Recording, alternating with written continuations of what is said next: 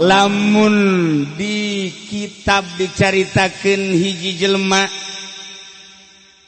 hayang deket jeung Allah ku hese jasa, hese hayang deket jeung Allah.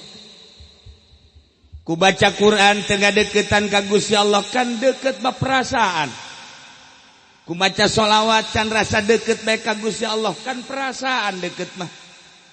Sebab kanyahoan kan jelema mah loyog-loyogna. Ulah make ilmu kasyaf, make ilmu mantek bae heula kanyahoan ngaranna ilmu pasti sebab 2 kali 2 4. Ulu insan hayawan. Gambaran naon bae nu aya di benak hati ngadorong kana ngalaksanakeun jeung ngadorong kana datang. Coba ge. Gambaran di jero hate teh toko, isukna urang langsung ka toko. Gambaran di jero hate teh motor, isukna dideleukeun we motor nu mana nu aya. Gambaran di jero hate sarwiti, isuk ka sarwiti. Gambaran. Gambaran jelema hayang ka sorga pasti ngaji. Gambaran jelema hayang ka sorga pasti ibadah. Ieu nu mantak cara ricing di dieu ye emang kumaha kitu. Gambaran di jero hatena. Naon? Aya gambaran di jero hate sok gerage. Gambaran sesuatu nu aya di benak hati eta teh ngadorong kana hayang ngalaksanakeun. Coba ge.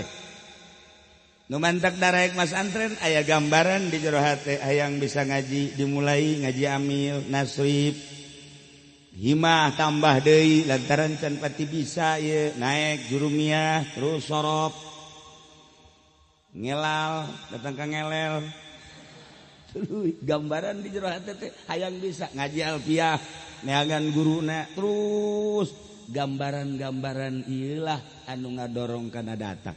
Tah Dumadak lamun hayang deket jeung Allah kumaha ibadah tapi tidak deket bae. Contoh. Cek Gusti Allah hai Musa. Ngadoa maneh ka kaula make sungut anu bersih niscaya ku kaula bakal diijabah. Kangjeng Nabi Musa ngadoa bae ka Gusti Allah teu diijabah-ijabah. Sakali 2 kali, sapoe, 2 poe, sampai ka saminggu. Cek Kangjeng Nabi Musa Gusti, ieu abdi ngadoa ka Gusti tapi pan can diijabah keneh bae. Apakah aya kakurangan? Make lisan anu bersih. Cek Kangjeng Nabi Musa aya lisan nu bersih teh nu kumaha? Lisan anu bersih tina dosa ulah aya gibah. Di jero hate ulah aya ujub. Ulah aya takabur bersihan geurang langsung sujud ceuri Kangjeng Nabi Musa ya Allah ya Rabbi asana moal aya hiji-hiji acan jelema lamun ngadoa hayang diijabah make lisan anu bersih pantar kula bae diangkat jadi nabi ku Gusti ku hese-hese teuing komo lain nabi mah cek Gusti Allah Musa lamun garasa hese make perantara batur deketan jelema nu lisana bersih maneh menta doa ka dinya nu mentak daratang we kaki mutar kaki wahab maneh menta doa pedagang-pedagang maka perantara di kaki mutar mah diijabah kaki wahab diijabah lamun kaki haji pendi beuh nu tadina dagang boga aset 50 juta barang menta doa kanyana anggeus kabeh anggeus kabeh matak sing ade ulah sebarangan rugi sia ka dieu mah nu geus rugi make perantara cek Gusti Allah datangan jelema anu bersih begitu didatangan ka jelema nu bersih nu mana ieu nu bersih teh hese unjukan deui Kangjeng Nabi Musa ka Gusti Allah Gusti jasana hararese sebab nu bersih teh hanya wali-wali Allah sedangkan urang hayang nganyahokeun wali Allah teh kan hese cak Gusti Allah Musa maneh mere bae gerage ka fakir miskin maneh mere bae ge sedekah ka yatim sok gerage hayo laksanakeun bener ku Kangjeng Nabi Musa yatim dibere yatim mah dibere duit 1.000 perak 10.000 moal doakeun da teu eureun-eureun yatim mah diberi duit 100.000 be 100.000 geus teu kicep-kicep. Masyaallah mudah-mudahan eta Ki Wahab dipanjangkeun umurna. Beuh eta Ki Wahab mudah-mudahan diberi gagah bae, diberi bisa kawin deui. Otar neretet bae teh yatim mah. Yatim mah neretet bae liwat Haji Pendi teu mere. Saya tah Haji Pendi mudah-mudahan teh ku galedeg. Yatim. Coba ge. Pakir lah asal dibere. Urang muzaarah ka Banten. Mere boro-boro gede. Mere boro-boro 1.000 perak. Oh, ngadoakeun ge. Mudah-mudahan panjang umur sing bisa ka Mekah ge 100 kali. Boh, umur ge 100 tahun. Nggak ngejek trek bet. Sap ngan 1.000 dak mun dibere 100.000 ngadoa ditangkap aya sareng. Ieu Kanjeng Nabi Musa dibere konsep ku Gusti Allah. Bere fakir miskin, bere yatim piatu. Coba ge, nyana ngadoakeun teureun-eureun, sedengkeun jelema makan bosenan. Lamun ngadoa sakali teu dijabah, 2 kali teu dijabah, 3 kali teu dijabah, haju geungesan bae. Tapi yatim piatu jeung fakir miskin, lamun kurang dibere ulah gede. Leutik bae ngadoakeunna terus bae. Haju nyana mah haju nyana nanti ngomong bae, ai Mang Haji Wahab teh Ki Wahab encan ka dieu deui. Emang kunaon? Sing panjang umur sing kade deui. Aya ge eueuh Ki Wahab aya ge Haji Pendi teh ku galedeg. Geus kitu bae nya ge. Heuh sakunaon lok merek. Nya nama koret merepet dur-dur pet. Apa parah teh mah kan aya koret doang, aya koret merepet, aya koret dur-dur pet. Eta kan parah tah. Ai koret doang mah koret doang, ka batur doang, ka tatangganya nama ka anak nama biasa nyana jeung anak pemajikan loyal. Eta ngaranna koret. Aya koret merepet. Koret merepet maka tatangga ka batur henteu ka anak ka pamajikan ge henteu. Eta ngaranna koret merepet. Nah, mun boga salaki ka pamajikan tilok mere, ka anak tilok mere, eta ngaranna koret merepet. Aya deh koret merepet dur-dur pet. Terakhir tamata boro-boro jang batur jang nyanan ge hese. Nyana boga duit tapi lamunan ngarokok yang ngarokok neangan nu boga rokok minta aing. Oh, di Belaraja mah aya di Cisoka. Tah eta ngaranna koret merepet dur-dur pet. Nyana aya biasa meuli es padahal mah duit boga. Kieu bedek dibelikeun hook lah cekeun teh. Kebe neangan batur nu meuli engke menta. Nah, nu kos kitu ngaranna koret merepet dur-dur pet. Ieu asana siga deui ieu. Asana aya nu kitu. Ulah nanya ieu mah asli. Tah, ieu Kanjeng Nabi Musa dibere konsep urang ngadoa ka Gusti Allah kudu bersih lisan jeung bersih kolbu. Dilanjutkeun ku Kanjeng Nabi, cek Kanjeng Nabi urang ibadah ka Gusti Allah nomor kahiji kudu boga ilmu. Moal beres lamun teu boga ilmu, neangan ilmu jang ibadah ka Gusti Allah moal aya di sakolahan. Dek neangan rukun wudu di SD moal aya. Dek neangan rukun salat di SMF moal aya. Dek neangan ilmu maca kitab di sakola moal aya kajen buku mah aya naga di pondok pesantren. Jang ibadah ka Gusti Allah di pondok pesantren sageusna boga ilmu ngalaksanakeunana kan kudu bersih lisan bersih kolbu. Jacak Kanjeng Nabi aya jelema salat sageusna salat rapih jasa ti mimiti wuduna datang ka salat rapih tetapi di jero kolbuna lain menghadap ka Allah hayang kaalem ku kabogohna salat naon.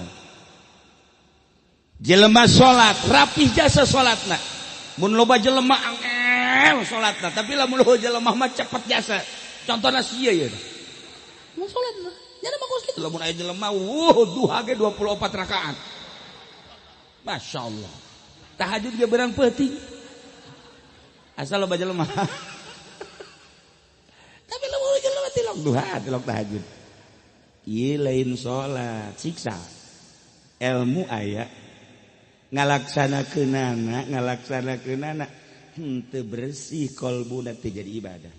Sieun urang lamun kadinya sieun. Sok geura teh jadi ibadah. Teu jadi ibadah sama sekali. Seluruh ibadah urang salat tapi lain menghadap ka Gusti Allah aya kadua. henteu lillah, hayang kalem lah ku tatangga, hayang kalem lah ku mitoha, hayang kalem lah ku makhluk. Eueuh nanaonan salatna. Urang zikir sakitu ngegecrek bae ge zikir. La ilaha illallah, la ilaha illallah, la ilaha illallah. Sia zikir bae naon? Hayang naik pangkat. Nanaon. Nanaon.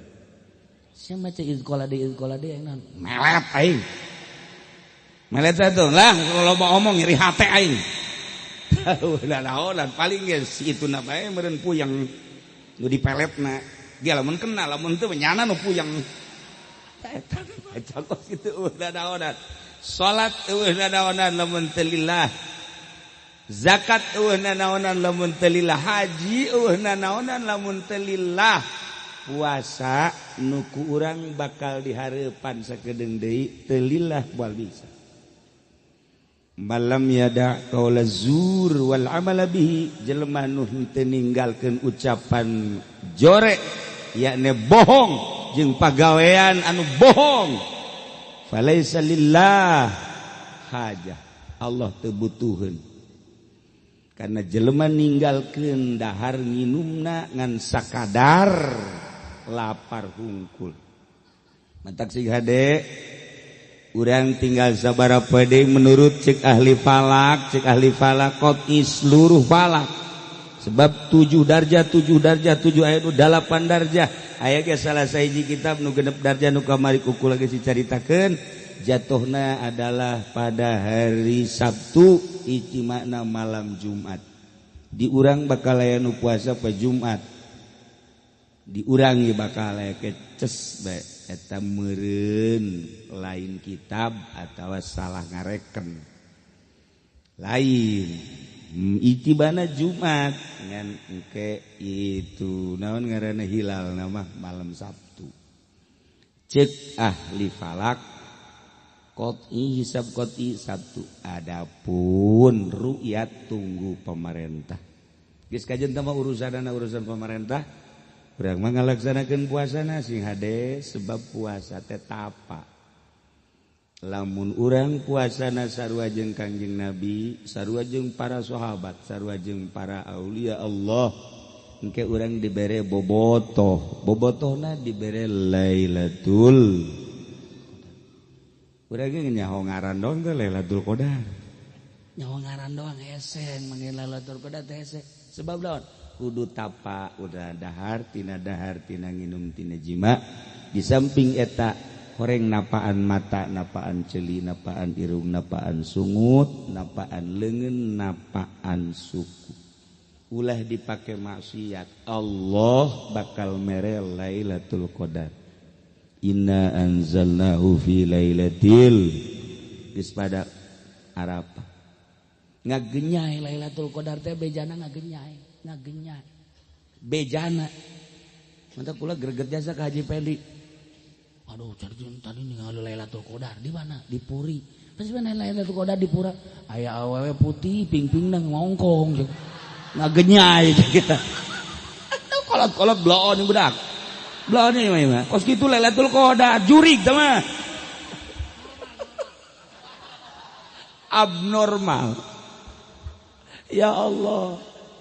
Tah.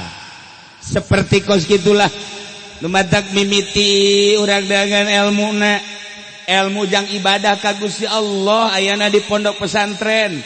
Lumadak ketika aya jelema ngadirikeun pondok pesantren kula mah masyaallah terenyuh hate ketika lempang ti dieu terus lempang ka Jawa Tengah ka Jawa Timur ningali adegan pondok pesantren walaupun santrinya 5 10 20 hate terasa bungahna luar biasa. Ieu nu sabenerna menu asli mah. Sanajan pondok pesantren modern ge henteu salah, ngan nu asli jasa eta. Nu asli jasa mah eta.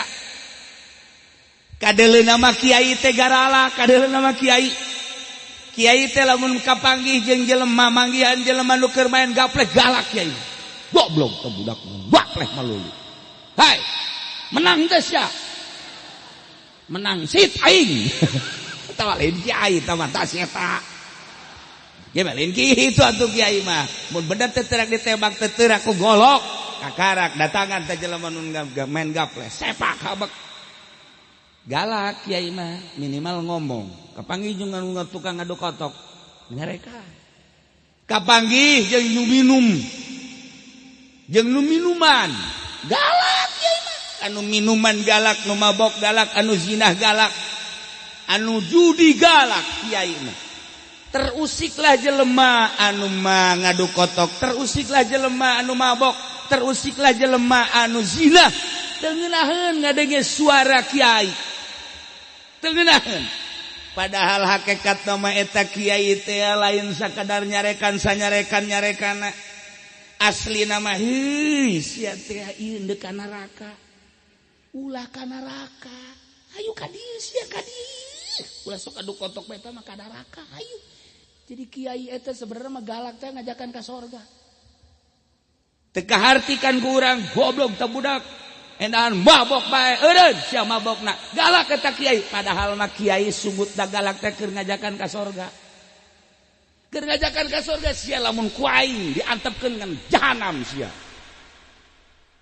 kiai galak eta ngajakan ka sorga mata Kanjeng Nabi ngajak ti mimiti lalaunan naik rada keras naik datang ka keras naik datang ka perang kadeleuna mah perang cek Kanjeng Nabi kaula padahal mah kaula teh keur ngajakan ka sorga melalui perang kadeleuna bukula teh galak jasa ka jelema padahal mah keur ngajait jelema supaya ulah ka neraka kula diturunkeun ke alam dunia kita nyalametkeun manusia-manusia ku cara kula sorangan menang ti Gusti Allah mimiti lalaunan nu bisa alhamdulillah henteu naik deui datang ka perang aslina keur ngajakan ka sorga diajaklah ku Kanjeng Nabi urang titah ka sorga jalan ka sorgana Al-Quranul Karim hudal linnas dilanjutkan ku ari ilmuna ku para ulama salat jalan ka sorga nu mantap kiai ngajakan salat bae hei salat hei salat eta teh keur ngajakan ka sorga sebenarnya mah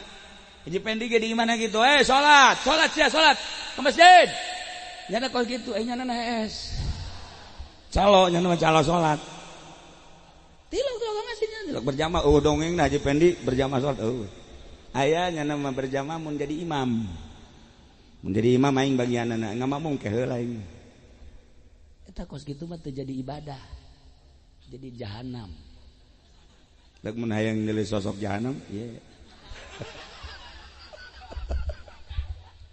tah sia de jadi ieu Kanjeng Nabi teh dititah ngajakan umat ka sorga jalan ka sorgana salat jalan ka sorgana zakat jalan ka sorgana haji jalan ka sorgana ieu ku ari puasa urang mah ku ari ieu mun nyaritakeun puasa kan geus teu aneh dah tu sapira puasa komo santri mah santri mah puasa anu dijempingkeun sagala jemping nya mah atuh pokona magrib teu buka aja mah wow terus bae lamun puasa pelet kos gitu kan jemping santri nanaonan nyaritakeun puasa di santri teu karasaeun tapi lamun di lembur nyaritakeun puasa aduh nya urang puasa deui nya aduh asana eungap jasa ieu puasa di lembur mah kos gitu deui berarti boga anak dua yang puasanya ngap kurang emang saya teu kuat puasa aing mah lain teu kuat puasana pamajikan ge nu taun itu encan lunas bajuna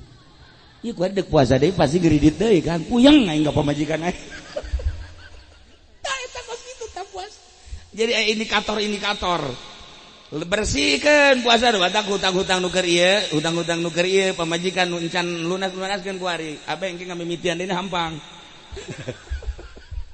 tah ieu udah rek Ramadan santri teh aneh puasa teh aneh jasa tapi di lembur masih kene araraneh sebabnya santri mah geus nyahueun jalan ka sorga sebab sapopoe di pondok pesantren geus teh aneh ngabahas puasa teh geus teh aneh rukunna syaratna geus pake lalab ku santri mah aya anu tilok saur-saur santri mah tilok saur cenah mah tilok santri bener bener lain lalagan kula manggihan santri sababaraha saur bablas maksudnya nyana hees udang-udang subuh teh sahur tapi cuek bae santri mah udah aing teu sahur jeung teh geus tahu masalah lah masalah jatuh santri mah barang buka kodo 2 piring nya aslinya 2 piring nu ieu buka nu ieu kodo sahur ambo budak teu kira-kira.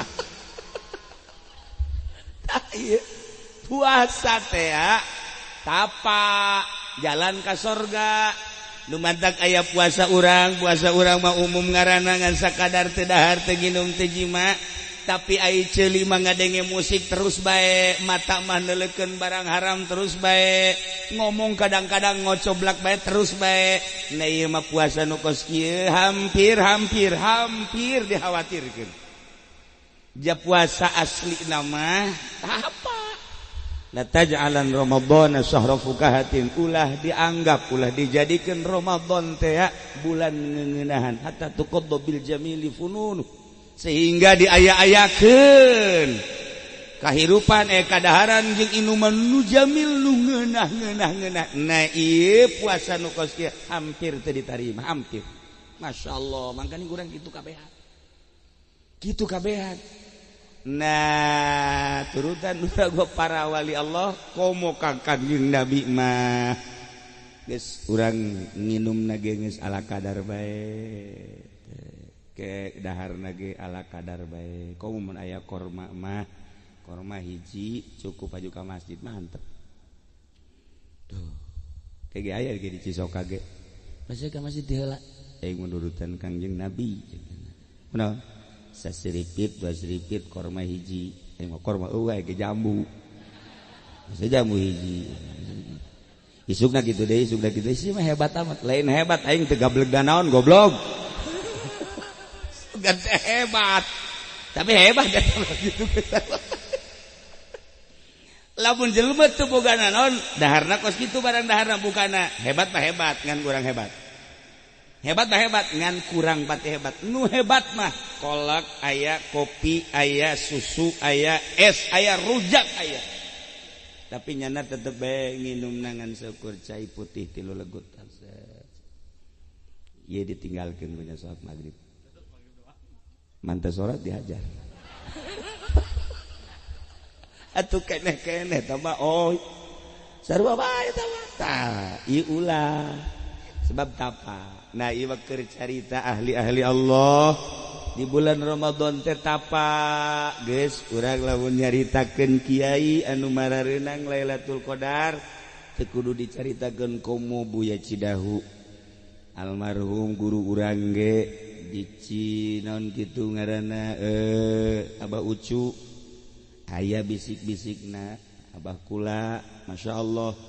Kemudian atuh kiai-kiai nu sejen bisa tapana bulan puasa teu kanyahoan bulan puasa teh tapa. Coba ge orai bae orai koros bahkan tilok tapanya nama asal aya bancet leg aya kupu-kupu karbek si betak Masya Allah betung na gendut mantak nu gendut koros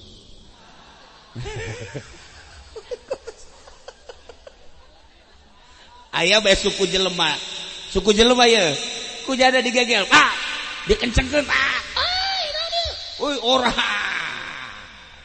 diantepkeun kujana tarik huntuna cumplak kabeh huntuna kabeh teu karasana kan ateul doang eta tilok puasa tapi orai taneuh Masya Allah disempar-sempar cicing bae lamun encan katincak mah dikukumaha cicing keur tapanya nama komo bulan mulut mah orai taneuh mah tapa sakalina ngegel cek Masya Allah mun teu kaburu kakaretan di dieuna naik ka dieu moal kebal langsung ka jantung isdet selesai gagah jasa orang tadi mun hayang nyaut ieu selesai ieu bae ngan kabur kakaretan di dieuna ieu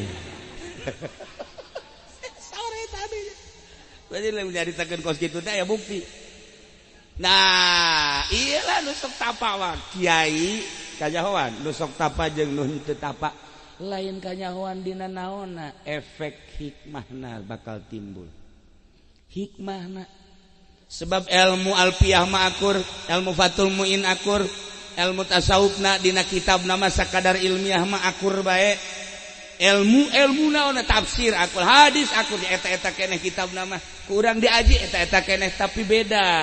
kok ieu mah berhikmah kok ieu mah henteu kok ieu mah berhikmah kok ieu mah henteu nu berhikmah mah tapak teu kudu bebeja ulah gaganggu aing nya keur tapa beuh una naonan mah kos kitu jadi aya tapa nu asli mah ulah ngomong ulah tenang jelema bangun anu biasa bae nginum dahar malah gembul cuma lain tapa tuh kos kitu tapi kita mun jelema nahan tahan kajun kukumaha ge ta ieu urang dibere di bulan Ramadan teh titah puasa samakom urang makom awam puasa awam naik jelema nu hayang deukeut ka Gusti Allah sebab gambaran di jero hate nangan sakadar Allah urang mah kan gambaran di jero hate teh puasa teh buka gambaran teh buka kieu saparapat jam deui kabuka geus dikieu-kieu bae rokok sengit neuleuh deui ka jam kopi sengit neuleuh deui angel kabuka angel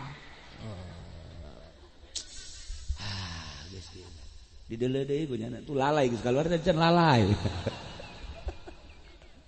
sebab lawan awas gambaran di jero hatena puasa teh ngan sakadar teu dahar teu nginum teu jima begitu magrib nu kagambar ku urang inuman dahar buah dan lain sebagainya datang kadinya puasa anak gambaran di jero hate dage datang kadinya ketika naik ahli thariqah nu geus lempeng ka Gusti Allah aya mah aya bae di dahar badi dahar gambaran ieuna ka Allah nu mantak lain deui geus jana mah langsung di jero hatena ge gambaranna Allah mulai langsung dibaca babacaan astagfirullah dek buka teh istighfar heula minimal 3 kali kabelah dituna 70 kali dek buka tenang mantak deulekeun ge kiai-kiai Abah Ucu Abah Kulat ieu mah keur carita non geus eueuh ieu abahna komo buya mah di kursi kieu bangunna bangun nyantai teh bangunnya coba ge kiai-kiai sarua hayang bae sia orek koros ge tuh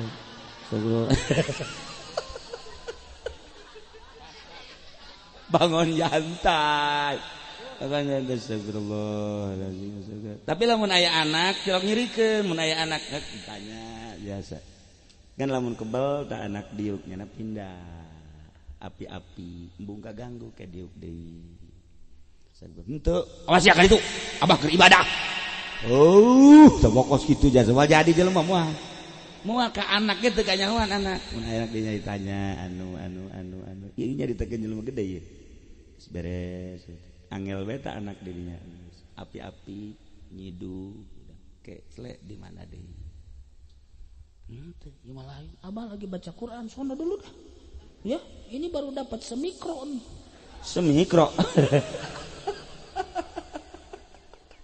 sok jasanya nama asal ditelepon we ditelepon wa ma li la a'budu alladhi fatarani wa ilayhi turja'un attakhidhu min dunihi alihatan yadhunnu urang geus kring attakhidhu wa ma li la a'budu alladhi fatarani wa ma li alladhi bener tante si budak orenganan bohong hayang ka alam doang asal ditelepon jam sabaraha bae wa ma li la a'budu alladhi kakarak diangkat halo atuh mun ge meureun maca Quran henteu eta deui ieu basal jam sabaraha bae beurang bae maji halo wa ma li la a'budu alladhi fatarani wa ilayhi jelema blon jas ieu hayang ka alam ayo jelema gede ye teu kajawa orenganan keur ka Allah hate beres jadinya langsung maca sholawat karak nahari mulai Allahumma inni as'aluka jannata wa a'udzubika min sakhatika wan nar ya azimu ya azimu ya azim anta ilahi la ilaha illa ighfir li dzambal azim fa innahu la yaghfiru dzambal azim illa al azim as'aluka rahmatika allati asya'a kulla syai anta firali dzunubi ka Gusti manteng. Jadi eta bangan sakadar laris beres karat siga babarengan sigana biasa ini hate ka Allah cek tadi ge gambaran di jero hate bakal nganterkeun urang datang kana naon nu ku urang digambarkeun gambaran urang teh ya puasa awam dipaksa-paksa ge awam bae supaya naik seetik lempengkeun hate teh sebab ieu nangis terjaga ieuna terjaga kabeh terjaga hatena ka Allah. Lamun eueuh jelema nu kitu sakabupaten eueuh nu kitu di kecamatan bahaya negara untung masih kene aya nu kitu komo lamun geus kolbuna ta'alluqna ka Allah lamun teu ka Allah ngarasa batal puasa masya Allah. Iyalah jelema-jelema nu bakal dibere Lailatul Qadar henteu kudu di Mekah teu kudu di Madinah sangkilang di urang puasa model kos kitu yakin bakal menang Lailatul Qadar. Bahkan para wali Allah lain di bulan Ramadan bae menang Lailatul Qadar di luar bulan Ramadan ge ngarasakeun nikmat seperti Lailatul Qadar teh sering. Itulah para jamaah kaum muslimin wal muslimat rahimakumullah. Sing hade urang ibadah di pondok pesantren neangan ilmuna. Sanggeus di pondok pesantren menang ilmu ngalaksanakeunana supaya lempeng ka Gusti Allah neanganlah ahli Allah. Neangan ahli Allah urang moal bisa. Urang moal bisa maca alfiah lamun henteu babarengan jeung ahli alfiah. Urang moal bisa maca Fathul Muin lamun teu babarengan jeung ahli Fathul Muin. Urang moal bisa maca Bukhari lamun henteu babarengan jeung ahli Bukhari. Urang moal bisa ibadah ka Gusti Allah lamun teu ngabarengan ahli Allah. Moal bisa. Urang hayang deukeut jeung Allah hese. Sakumaha cek Kangjeng Nabi Musa. Padahal atuh babari sabenerna hayang deukeut jeung Allah mah. Ente deukeut bae jeung Habib Lutfi. Deket jeung Habib Lutfi lain lalagaan Habib Lutfi teh ngarendeng ente jeung Habib Lutfi kieu pan Habib Lutfi mah teh ka Allah bae atuh berarti kan urang deket jeung Allah bener teh nah eta prinsip eta deketan ahli Allah ngarendeng jeung ahli Allah urang teh keur ngarendeng jeung Allah sebenarnya mantep kula rugi malam ieu ngarendeng ieu ahli gaple atuh eta ai ngarendeng jeung jurig sebenarnya mah ieu yang tunjuk ka tukang kumaha garendeng da sok geura ente garendeng jeung ahli korupsi berarti kan ente garendeng jeung setan ente garendeng jeung pamalingan atuh ente garendeng jeung juri ente garendeng jeung geus mun tadi teh tadi naon gara ente hayang garendeng jeung Allah ese rendengan ahli Allah mantak di zaman sahabat di zaman Kangjeng sahabat ngadare ke Kangjeng Nabi cak Kangjeng Nabi ulama ieu teh teu kapisah antara kura jeung Gusti Allah dicari umat bahkan hayang bajuna bahkan hayang sagala rupana ku sebab naon hayang deukeut jeung Allah kabelah dieuna para wali Allah gambaran lain lalagaan urang hese ka Allah bersanding jeung ahli Allah kieu we urang deukeut jeung Allah sebab di jero hatena aya Allah masya Allah eta konsep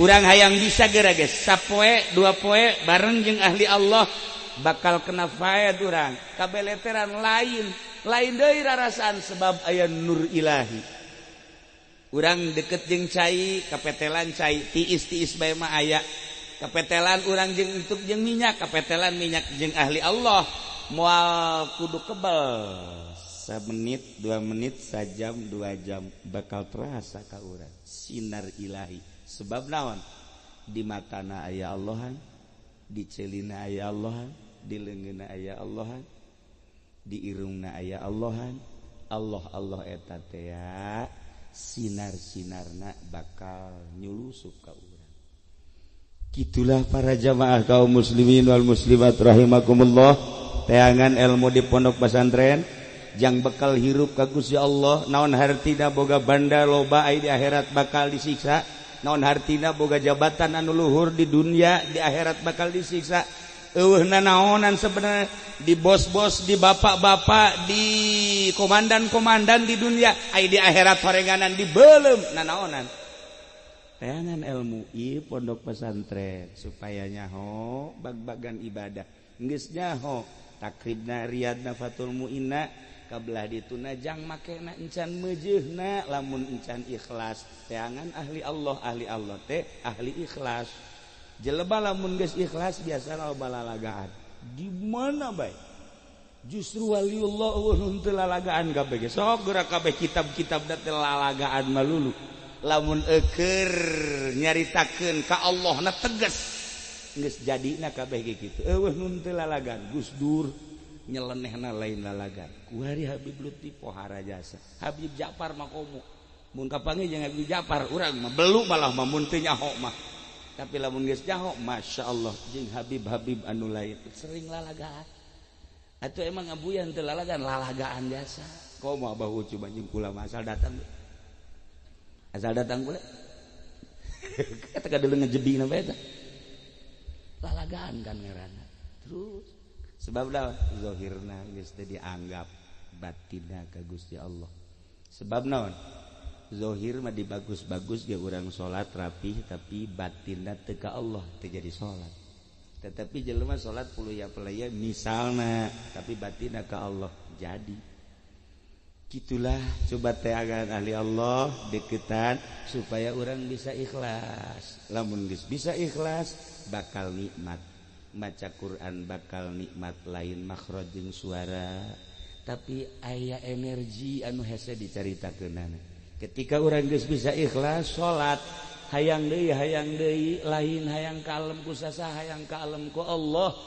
Bari henteu aya capek, aya energi anu urang sorangan ngalaksanakeunana bertanya-tanya kok bisa kuat sih. Kitu keneh urang puasa.